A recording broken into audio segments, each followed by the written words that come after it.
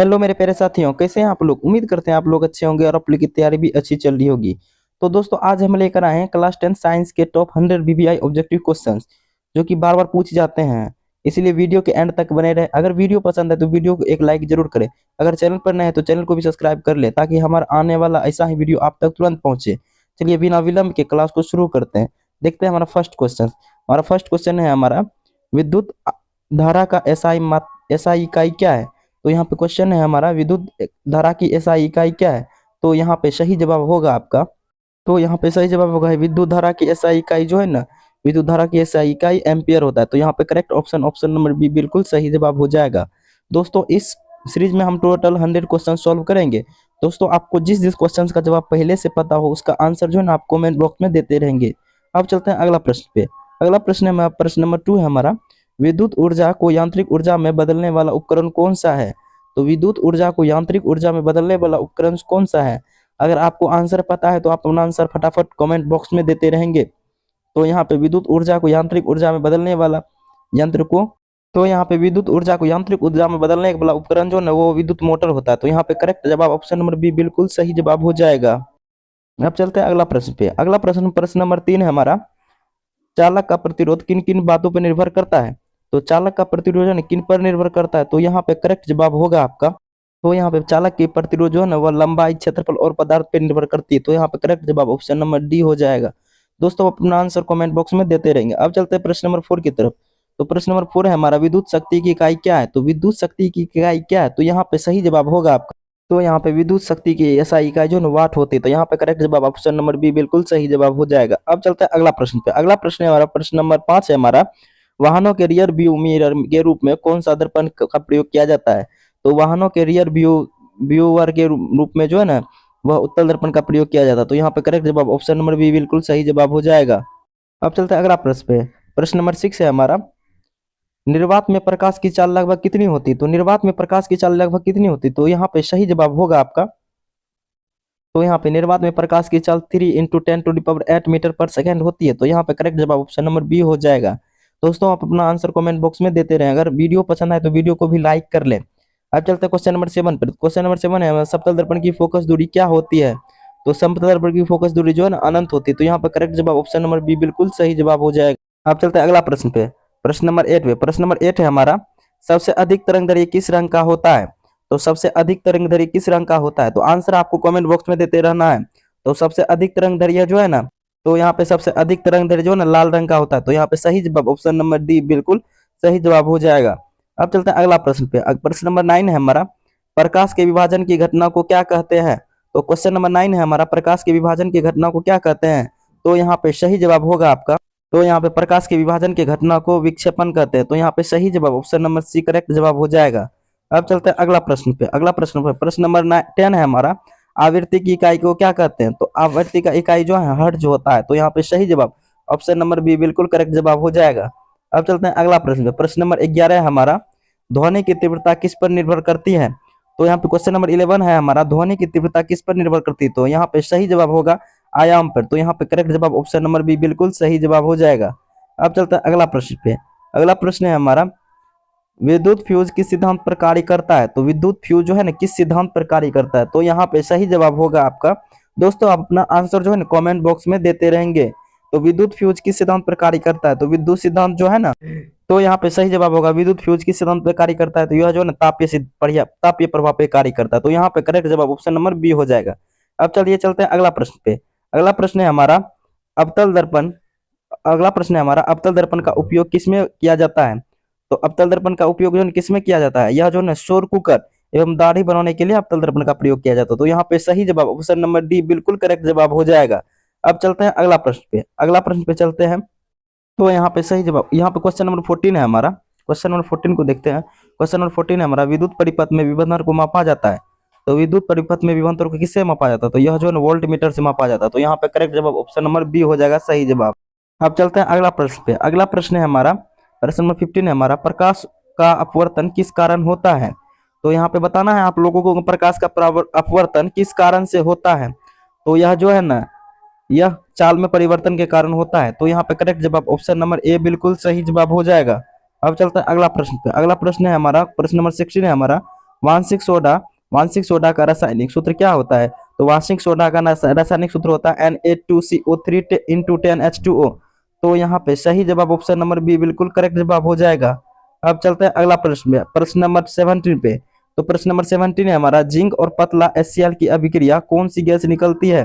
तो जिंक और पतला HCl की अभिक्रिया कराते हैं तो कौन सी गैस निकलती है? तो यहाँ क्वेश्चन है हमारा, और यहाँ पे इसका आंसर सही जवाब हो जाएगा आप लोगों का, हाइड्रोजन गैस निकलती है। तो यहाँ पे सही जवाब ऑप्शन नंबर सी हो जाएगा। अब चलते हैं अगला प्रश्न पे, प्रश्न नंबर 18। प्रश्न नंबर 18 है हमारा, लोहे का जंग लगना किसका उदाहरण है? तो प्रश्न नंबर 18 है हमारा, लोहे का जंग लगना किसका उदाहरण है? तो यह जो है ना ऑक्सीकरण का उदाहरण है। तो यहाँ पे करेक्ट जवाब ऑप्शन नंबर बी बिल्कुल सही जवाब हो जाएगा। अब चलते हैं अगला प्रश्न पे, प्रश्न नंबर 19 है हमारा, प्रश्न नंबर 19 है हमारा, अम्ल का स्वाद कैसा होता है? तो अम्ल का स्वाद कैसा होता है? तो अम्ल का स्वाद जो है ना, यहाँ पे अम्ल का स्वाद मतलब एसिड का स्वाद खट्टा होता है। और क्षारीय का स्वाद कैसा होता है? इसका आंसर आप लोग कमेंट बॉक्स में दीजिएगा। अब चलते हैं अगला प्रश्न पे। तो अब अगला प्रश्न है हमारा, प्रश्न नंबर 20 है हमारा, बेकिंग सोडा का रासायनिक नाम क्या है? तो बेकिंग सोडा का रासायनिक नाम यहाँ पे बताना है। तो बेकिंग सोडा का रासायनिक नाम सोडियम बाइकार्बोनेट होता है। तो यहाँ पे सही जवाब ऑप्शन नंबर बी बिल्कुल करेक्ट जवाब हो जाएगा। दोस्तों आप अपना आंसर कमेंट बॉक्स में देते रहेंगे। अब चलते हैं अगला प्रश्न पे। अगला प्रश्न हमारा प्रश्न नंबर 21 है हमारा, निम्न में से कौन सा प्रबल अम्ल है? तो यहाँ पे सबसे प्रबल अम्ल बताना है। तो निम्न में से कौन सा ऐसा अम्ल है जो कि प्रबल है? दुर्बल और प्रबल, मतलब प्रबल मतलब हो गया मजबूत, ऐसा अम्ल बताना है जो मजबूत हो। तो यहाँ पे बताना होगा, यहाँ पे सही जवाब होगा आपका हाइड्रोक्लोरिक अम्ल, जो प्रबल अम्ल के नाम से जाना जाता है। तो यहाँ पे करेक्ट जवाब ऑप्शन नंबर बी बिल्कुल सही जवाब हो जाएगा। दोस्तों आप अपना आंसर कमेंट बॉक्स में देते रहेंगे। अगर वीडियो पसंद आ रही हो तो आप एक वीडियो को एक लाइक जरूर करें, और चैनल पर भी नए हैं तो चैनल को भी सब्सक्राइब कर ले, ताकि हमारा आने वाला वीडियो आप तक तुरंत पहुंचे। अब चलते हैं अगला प्रश्न, प्रश्न नंबर 22 की तरफ। तो प्रश्न नंबर 22 है हमारा, पीएच मान 7 दर्शाता है। तो पीएच मान 7 क्या दर्शाता है? तो पीएच मान 7 जो है ना उदासीन को दर्शाता है। तो यहाँ पे सही जवाब ऑप्शन नंबर सी हो जाएगा। अब चलते हैं अगला प्रश्न पे, प्रश्न नंबर 23 हमारा, मतलब 23 हमारा, जिप्सम का रासायनिक सूत्र क्या है? तो जिप्सम का रासायनिक सूत्र क्या है? तो यह CaSO4 2H2O। तो यहाँ पे सही जवाब ऑप्शन नंबर ए बिल्कुल करेक्ट जवाब होगा। दोस्तों आप अपना आंसर कमेंट बॉक्स में देते रहेंगे। अब चलते हैं प्रश्न नंबर 24 की तरफ। तो प्रश्न नंबर 24 है हमारा, धातुओं की क्रियाशीलता श्रेणी में सबसे ऊपर कौन सी धातु होती है? तो धातुओं की क्रियाशीलता में सबसे ऊपर कौन सी धातु होती है?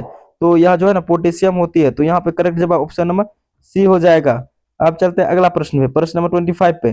तो प्रश्न नंबर 25 है हमारा, साबुन का उपयोग किस प्रकार अशुद्धि हटाने में होता है?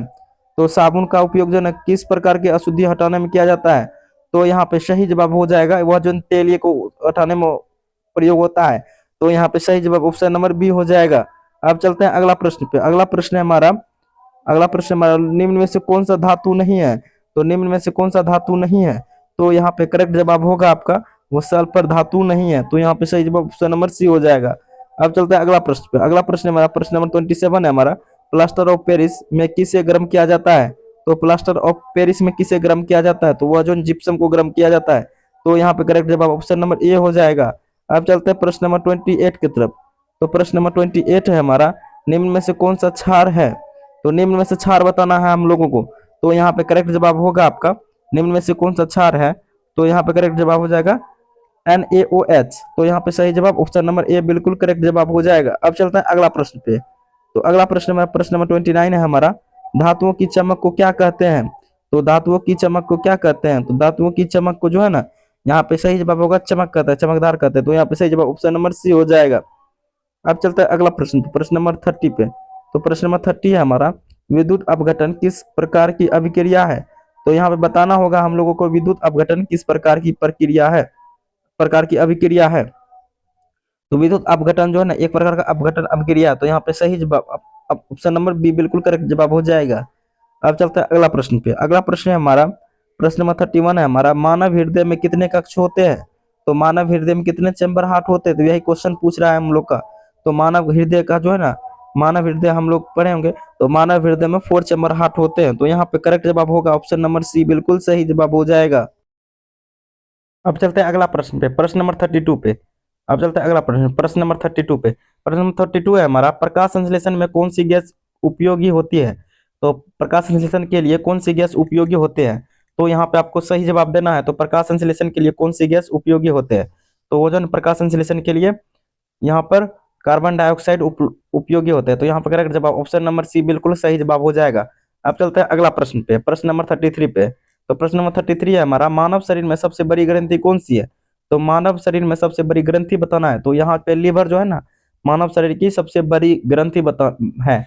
और आप लोगों के लिए क्वेश्चन है हमारे लिए, आप लोगों के लिए, हम मेरे तरफ से, कि मानव शरीर की सबसे मतलब मानव शरीर के बड़ा सबसे दूसरा अंग क्या है? मतलब सबसे दूसरा अंग बड़ा में कौन सा है? तो इसका आंसर आप लोगों को देना है। अब चलते हैं अगला प्रश्न पे, प्रश्न नंबर 34 पे। तो प्रश्न नंबर 34 है हमारा, पौधे में जल का परिवहन किस ऊतक द्वारा होता है? तो पौधे में जो है ना जल का परिवहन किस ऊतक द्वारा होता है? तो वह जो है ना जाइलम के माध्यम से होता है। तो यहाँ पे करेक्ट जवाब ऑप्शन नंबर बी हो जाएगा। अब चलते हैं अगला प्रश्न पे, प्रश्न नंबर 35 पे। तो प्रश्न नंबर 35 है हमारा, रक्त का लाल रंग किसके कारण होता है? तो रक्त का लाल रंग किसके कारण होता है? तो यह जो है ना हीमोग्लोबिन के कारण होता है। तो यहाँ पे सही जवाब ऑप्शन नंबर ए हो जाएगा। अब चलते हैं अगला प्रश्न पे, प्रश्न नंबर 36 पे। तो प्रश्न नंबर 36 है हमारा, मानव नेत्र में रेटिना कहाँ स्थित होता है? तो मानव नेत्र में रेटिना कहाँ स्थित होता है? तो यह जो है ना पीछे स्थित होता है। तो यहाँ पे करेक्ट जवाब ऑप्शन नंबर बी बिल्कुल सही जवाब हो जाएगा। अब चलते हैं अगला प्रश्न पे, प्रश्न नंबर 37 पे। प्रश्न नंबर 37 क्या है? प्रश्न नंबर 37 है हमारा, शोषण की प्रक्रिया में कौन सी गैस, कौन सी ऊर्जा उत्पन्न होती है? तो शोषण की प्रक्रिया में कौन सी ऊर्जा उत्पन्न होती है? तो शोषण की प्रक्रिया में जो है ना यहाँ पे ऊष्मा उत्पन्न होती है। तो यहाँ पे करेक्ट जवाब ऑप्शन नंबर बी बिल्कुल सही जवाब हो जाएगा। अब चलते हैं अगला प्रश्न में, प्रश्न नंबर 38 पे। तो प्रश्न नंबर 38 है हमारा, डीएनए की संरचना किसने बताई थी? तो डीएनए की संरचना किसने बताई थी? तो यहाँ पे क्वेश्चन नंबर 38 है हमारा, डीएनए की संरचना किसने बताई थी? तो यह जो है ना डीएनए की संरचना वाटसन एवं क्रिक ने बताई थी। तो यहाँ पे करेक्ट जवाब ऑप्शन नंबर सी हो जाएगा। अब चलते हैं अगला प्रश्न में, प्रश्न नंबर 39 पे। तो प्रश्न नंबर 39 है हमारा, मानव में कौन सा अंग मूत्र मूत्र बनाता है? तो मानव में कौन सा अंग जो है ना मूत्र बनाता है? तो मानव में जो है ना वृक्क, जिसे किडनी कहते हैं, तो वह मूत्र बनाता है। तो यहाँ पे करेक्ट जवाब ऑप्शन नंबर सी हो जाएगा। अब चलते हैं अगला प्रश्न पे, प्रश्न नंबर 40 पे। तो प्रश्न नंबर 40 है हमारा, पौधे में भोजन का परिवहन किसके द्वारा होता है? तो पौधे में जो है ना भोजन का परिवहन किसके द्वारा होता है? तो पौधे में भोजन का परिवहन फ्लोएम के माध्यम से होता है। तो यहाँ पे करेक्ट जवाब ऑप्शन नंबर बी बिल्कुल सही जवाब हो जाएगा। अब चलते हैं अगला प्रश्न पे, अब चलते हैं अगला प्रश्न पे, प्रश्न नंबर 41 है हमारा, मलेरिया रोग किसके द्वारा फैलता है? तो मलेरिया रोग किसके द्वारा फैलता है? तो मलेरिया रोग जो है ना यहाँ पे मादा एनोफिलीज मच्छर के माध्यम से फैलता है। तो यहाँ पे करेक्ट जवाब ऑप्शन नंबर बी बिल्कुल सही जवाब हो जाएगा। अब चलते हैं अगला प्रश्न पे, अब चलते हैं अगला क्वेश्चन पे। अगला प्रश्न है हमारा, प्रश्न नंबर 42 है हमारा, बीजांड कहाँ पाया जाता है? तो बीजांड कहाँ पाया जाता है? तो इस क्वेश्चन का जवाब होगा आपका, बीजांड जो है ना वो अंडाशय में पाया जाता है। तो यहाँ पे करेक्ट जवाब ऑप्शन नंबर बी हो जाएगा। अब चलते हैं अगला प्रश्न पे, प्रश्न नंबर 43 है हमारा, प्रश्न नंबर 43 है हमारा, मानव में गुणसूत्रों की संख्या कितनी होती है? तो मानव में गुणसूत्रों की संख्या कितनी होती है? तो मानव में जो है ना गुणसूत्रों की संख्या 46 होती है। तो आप लोगों को एक क्वेश्चन से बताना है कि मानव में महिला में जो है ना गुणसूत्रों की संख्या किस प्रकार लिखा जाता है? इसका आंसर जो है ना आप लोगों को कमेंट देना है, कमेंट करना है। तो अब चलते हैं अगला प्रश्न पे, प्रश्न नंबर 44 है हमारा, पाचन की शुरुआत कहाँ होती है? तो पाचन की शुरुआत कहाँ होती है? तो पाचन की शुरुआत जो है ना मुंह से शुरू होती है। तो यहाँ पर करेक्ट जवाब ऑप्शन नंबर सी हो जाएगा। अब चलते हैं अगला प्रश्न पे, प्रश्न नंबर 45 पे। तो प्रश्न नंबर 45 है हमारा, हरित लवक में कौन सा वर्णक होता है? तो हरित लवक में कौन सा वर्णक होता है? तो हरित लवक में जो है ना क्लोरोफिल पाया जाता है। तो यहाँ पे सही जवाब ऑप्शन नंबर बी बिल्कुल करेक्ट जवाब हो जाएगा। अब चलते हैं अगला प्रश्न पे, प्रश्न नंबर 46 पे। तो प्रश्न नंबर 46 है हमारा, विद्युत बल्ब का फिलामेंट किस धातु का बना होता है? तो विद्युत बल्ब का फिलामेंट जो है ना टंगस्टन फिलामेंट, टंगस्टन का बना होता है। तो यहाँ पे करेक्ट जवाब ऑप्शन नंबर सी हो जाएगा। अब चलते हैं अगला प्रश्न पे, प्रश्न नंबर 47 है हमारा, प्रश्न नंबर 47 है हमारा, पितरस कहाँ बनता है? तो पितरस कहाँ बनता है? तो पितरस जो है ना यह यहाँ पे सही जवाब होगा, पितरस जो है ना यह यकृत में बनता है। तो यहाँ पे करेक्ट जवाब ऑप्शन नंबर सी हो जाएगा। अब चलते हैं अगला प्रश्न पे, प्रश्न नंबर 48 पे। तो प्रश्न नंबर 48 है हमारा, ध्वनि तरंगे किस प्रकार की तरंगे हैं? तो ध्वनि तरंगे किस प्रकार की तरंगे हैं? तो यह जो है ना अनुदैर्घ्य तरंगे होते हैं। तो यहाँ पे करेक्ट जवाब ऑप्शन नंबर बी हो जाएगा।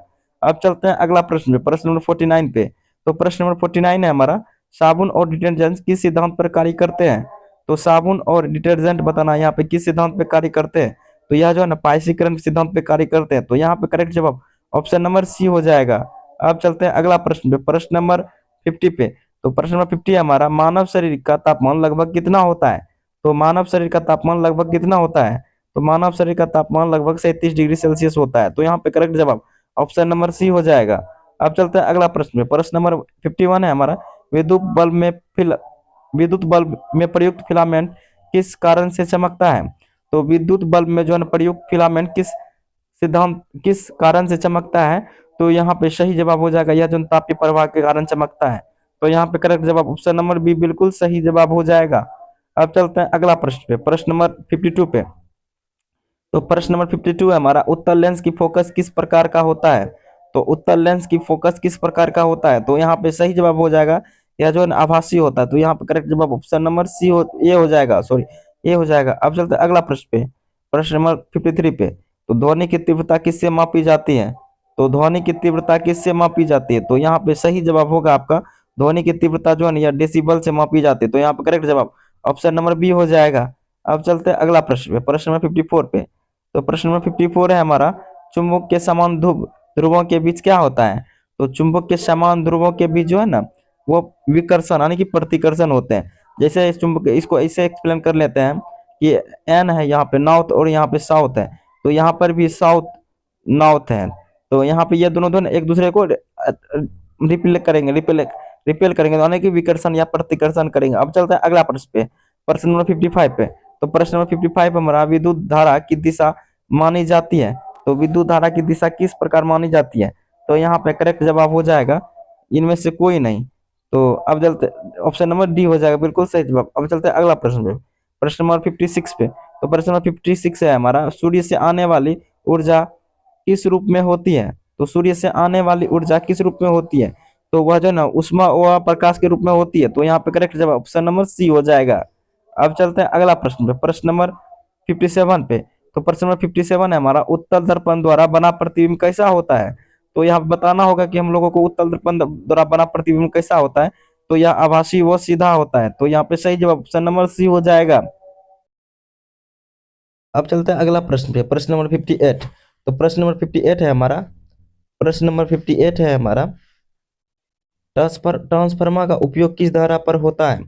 तो ट्रांसफार्मर का उपयोग जो है किस धारा पर किया जाता है? तो दोस्तों अगर आपको आंसर पता हो तो आंसर कमेंट बॉक्स में देंगे। तो ट्रांसफार्मर का उपयोग किस धारा पर किया जाता है? तो यह जो है ट्रांसफार्मर का उपयोग यह एसी के लिए किया जाता है। तो यहाँ पे सही जवाब का ऑप्शन नंबर बी बिल्कुल सही जवाब हो जाएगा। अब चलते हैं अगला प्रश्न की ओर, प्रश्न नंबर 59। तो प्रश्न नंबर 59 है हमारा, अब चलते हैं प्रश्न नंबर 59 पर। तो प्रश्न नंबर 59 है हमारा, प्रकाश वर्ष किसकी इकाई होती है? तो प्रकाश वर्ष बताना है किसकी इकाई होती है। तो इसका जवाब है ना आप लोग दीजिएगा कि प्रकाश वर्ष किसकी इकाई होती है। अब चलते हैं अगला प्रश्न पे, प्रश्न नंबर 60 पे। तो प्रश्न नंबर 60 है हमारा, विद्युत ऊर्जा को मापने की इकाई क्या है? तो विद्युत ऊर्जा को मापने की इकाई बताना है। यहाँ पर क्वेश्चन है हमारा 60 नंबर क्वेश्चन है हमारा, विद्युत ऊर्जा को मापने की इकाई को क्या कहते हैं? तो विद्युत ऊर्जा के मापने की इकाई को, तो यहाँ पे विद्युत ऊर्जा को मापने की इकाई को किलोवाट घंटा कहते हैं। तो यहाँ पे करेक्ट जवाब ऑप्शन नंबर सी हो जाएगा। अगर विद्युत ऊर्जा का एसआई मात्रक पूछता तो जूल होता है, यहाँ पर इकाई पूछ रहा है। तो यहाँ पे मापने की इकाई पूछ रहा है, सॉरी मापने की इकाई पूछ रहा है। तो इसलिए यहाँ पे किलोवाट घंटा हो जाएगा। अब चलते हैं अगला प्रश्न पे, प्रश्न नंबर 61 पे। तो प्रश्न नंबर 61 है हमारा, अम्ल और क्षार की अभिक्रिया से क्या बनता है? तो अम्ल और क्षार की अभिक्रिया से क्या बनता है? तो अम्ल और क्षार की अभिक्रिया से लवण और जल बनता है। तो यहाँ पे सही जवाब ऑप्शन नंबर सी आपका बिल्कुल सही जवाब हो जाएगा। अब चलिए चलते हैं अगला प्रश्न की ओर, प्रश्न नंबर 62 की तरफ। तो प्रश्न नंबर 62 है हमारा, निम्न में से कौन सा अधातु है? तो हमें नॉन मेटल बताना है, यहाँ पे कौन अधातु है? तो इसका सही जवाब हो जाएगा आपका फास्फोरस। तो सी बिल्कुल यहाँ पे करेक्ट जवाब हो जाएगा आप लोगों का। दोस्तों आप ना जो है आंसर देते रहेंगे। अब चलते अगला प्रश्न पे, प्रश्न नंबर 63 की तरफ। तो प्रश्न नंबर 63 है हमारा, धातुओं की क्रियाशीलता में श्रेणी के सबसे नीचे में कौन होता है? तो धातुओं की क्रियाशीलता श्रेणी में सबसे नीचे कौन होता है? तो धातुओं की क्रियाशीलता श्रेणी में सबसे नीचे जो है ना वो सोना होता है। तो यहाँ पे करेक्ट जवाब ऑप्शन नंबर सी हो जाएगा, बिल्कुल सही जवाब। अब चलते हैं अगला प्रश्न पे, प्रश्न नंबर 64 की तरफ। तो प्रश्न नंबर 64 है हमारा, दांतों की सड़न किसके कारण होती है? तो यहाँ पे दांतों की सड़न जो है वह किसके कारण होती है? तो वह जो किसके कारण होती है, वह एसिड यानी कि अम्ल के कारण होती है। तो यहाँ पे सही जवाब ऑप्शन नंबर बी बिल्कुल करेक्ट जवाब हो जाएगा। अब चलते हैं अगला प्रश्न की ओर, प्रश्न नंबर 65 की तरफ। तो प्रश्न नंबर 65 पे हमारा, निम्न में से कौन सा ऊष्माक्षेपी अभिक्रिया है? तो निम्न में से कौन सा ऊष्माक्षेपी अभिक्रिया बताना है। तो ऐसा कौन सा अभिक्रिया जो ऊष्माक्षेपी अभिक्रिया है? तो यहाँ पे करेक्ट जवाब हो जाएगा आप लोगों का, दहन अभिक्रिया को ऊष्माक्षेपी अभिक्रिया कहते हैं। तो यहाँ पे करेक्ट जवाब ऑप्शन नंबर बी हो जाएगा। अब चलते हैं अगला प्रश्न पे, प्रश्न नंबर 66 पे। तो प्रश्न नंबर 66 है हमारा, पेट्रोलियम का शोधन कहाँ किया जाता है?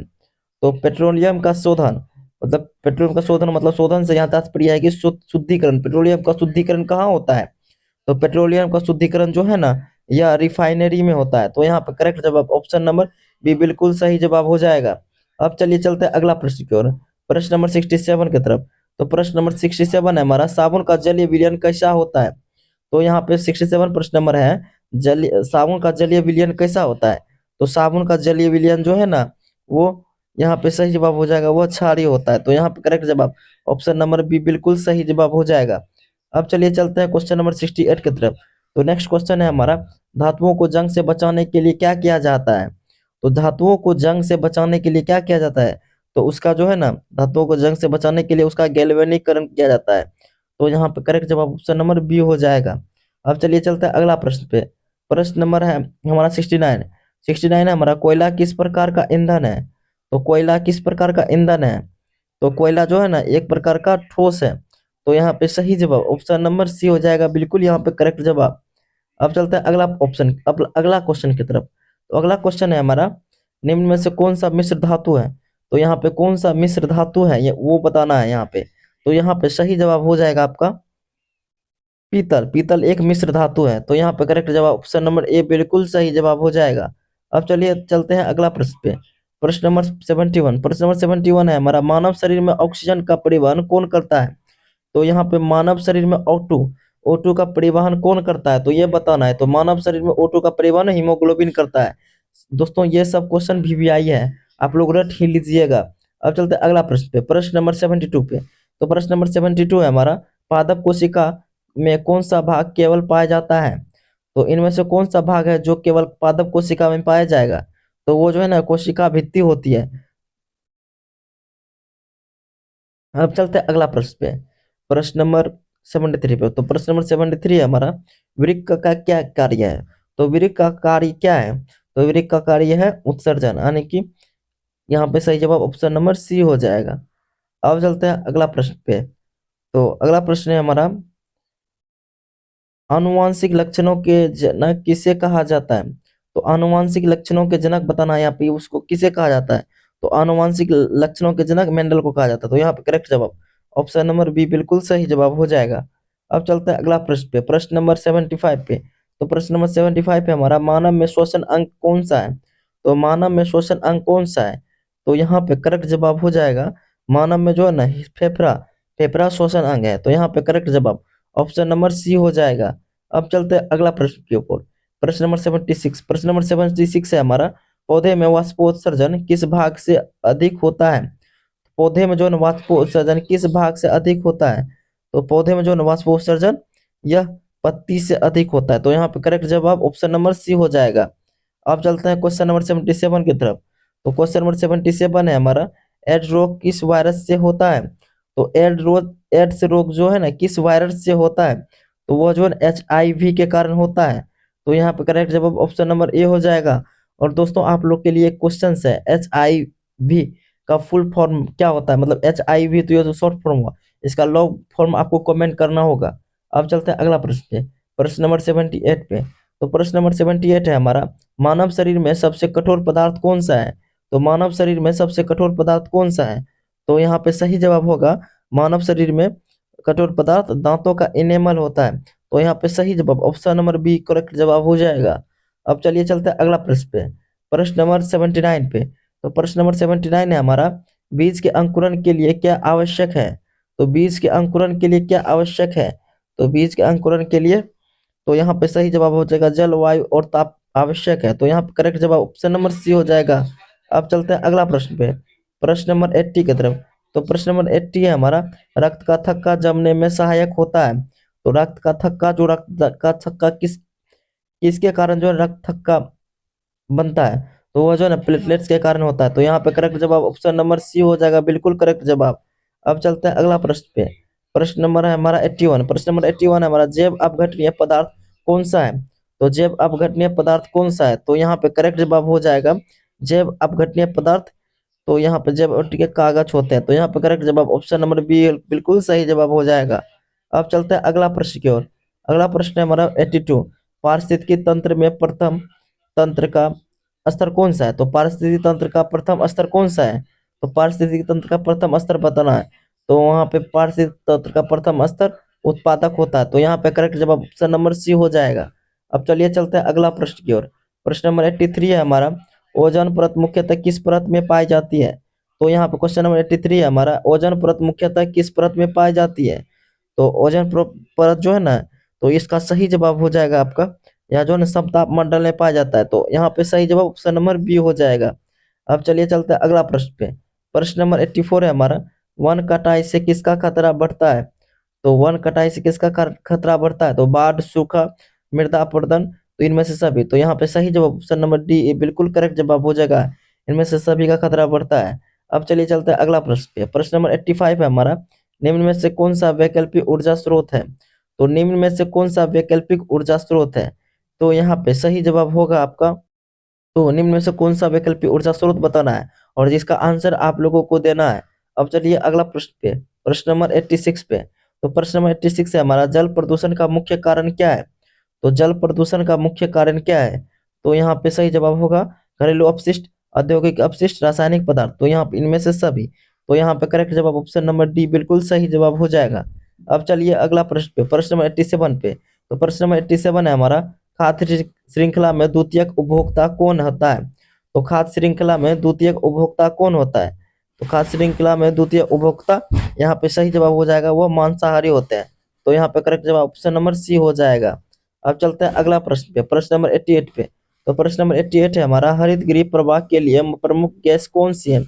तो हरित गृह प्रवाह यानी गृह ग्लोबल वार्मिंग। तो यहाँ पे सही जवाब हो जाए इसका, मतलब हरित गृह प्रवाह, ये हिंदी में है, और ग्लोबल वार्मिंग पूछ सकता है आप लोगों को। तो ग्लोबल वार्मिंग के लिए प्रमुख गैस कौन सी है? तो यहाँ पे सही जवाब हो जाएगा आपका, या जो है ना CO2 यानी कार्बन डाइऑक्साइड है, यानी कि CO2। ग्रीन ग्लोबल वार्मिंग को बढ़ाने के लिए प्रमुख गैस CO2 होते हैं। तो ये बात हम आप लोग अच्छे तरीके से याद रखिएगा।